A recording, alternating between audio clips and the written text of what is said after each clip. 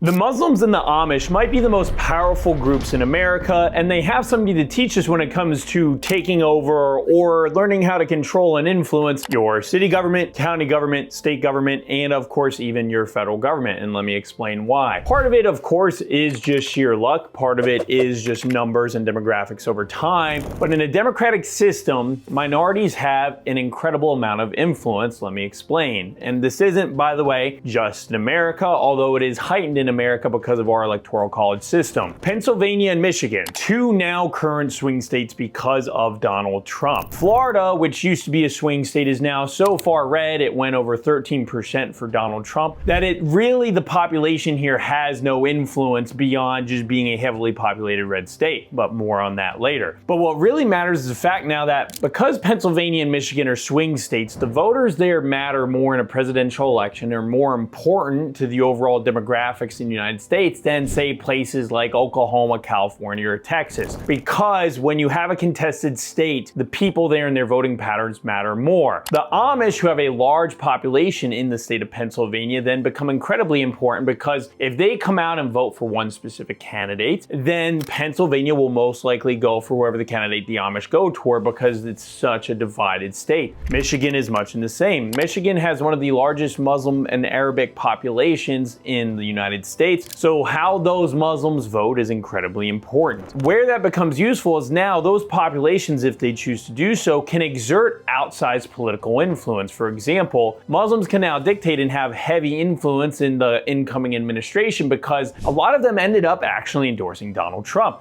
And you see that now, by the way, because Trump has now started appointing Muslims and Arab Americans to his inner circle. And this principle that we're operating on, where a minority, because of an electoral system, has a lot of power, can be replicated anywhere. I'll give you an example. I live in the Tampa Bay area. I live in a part of the Tampa Bay area that actually is about 50% Republican, 50% Democratic. But even regardless of party affiliation, I live in a neighborhood that has an association. And that association is actually incredibly powerful and impactful because not only is it historic, but it has over 1,000 members. Those 1,000 members being involved in an association normally means they're pretty politically active. They're at least in tune to our association's newsletter and the association activities that we're carrying out on a monthly basis. The association and the neighborhood in which this association operates could swing a mayor's election if we decided to do so. Now, this association hasn't really exerted much political influence, but as an example, say you're a mayor and you're in a blue city, which most of them are, they're still competitive in primaries, and in those primaries, there's a lot of negotiating around who's going to get endorsements from the sheriff or other city council members or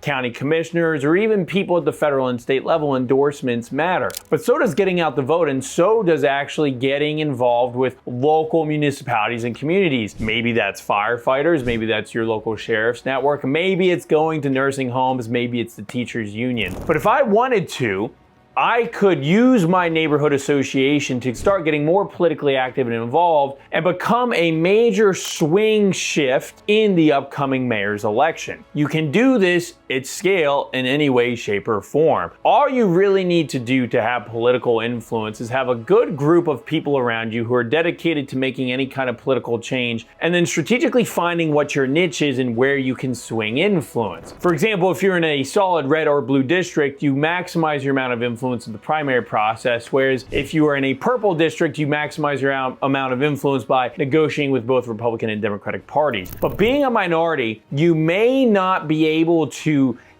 have ultimate authority about who's getting elected, because after all, let's say normally about 49% of this population and 49% of that population are going to vote regardless for one specific candidate. But you can be that 1 to 2%, right, that can literally swing the election one way or another and strategically do so to where your community is benefited the most. I'll give you another example of this. Of course, Muslims and the Amish are pretty easy examples because Pennsylvania and Michigan are now pretty important swing states. But if you look at bigger demographics, you can imagine, say in Florida, the Cuban population. The Cuban population is large enough to where it can control and swing, or used to be able to control and swing, entire gubernatorial elections. And Cubans had a lot of outsized influence in the political process strictly because of the amount of Cubans in Florida. The way Cubans voted was incredibly important, which gave them a lot of concessions in the political process. It is no coincidence that Cubans vote heavily Republican, not only just because of their conservative values and Reagan being the one that let them in the United States, but also because all their influence and all of their time has gone into securing advantages within the Republican Party. That's where they've built their legacy. And if they were to ever detract from the Republican Party, a lot of their leverage and a lot of their influence would no longer exist. Which is also what makes Muslims in Michigan so interesting, because Muslims traditionally have always gone Democratic, although even in 2016, I think it was about 30% of Muslims actually voted for Donald Trump, and now those numbers are even higher. But Muslims are now making inroads in not only the Democratic Party, but in the Republican Party as well. And it could be said that Muslims may start shifting more heavily to the Republican Party and doubling their influence in the Republican Party, especially in those swing states where they are most prevalent, which the easy example, as I already gave, is Michigan. So we have a lot to learn from the Amish and the Muslim communities in these swing states, but the key factor is, as you see them becoming incredibly important, you can also become incredibly important. Anyone can make change in their locality, their municipality, their county. All you have to do is figure out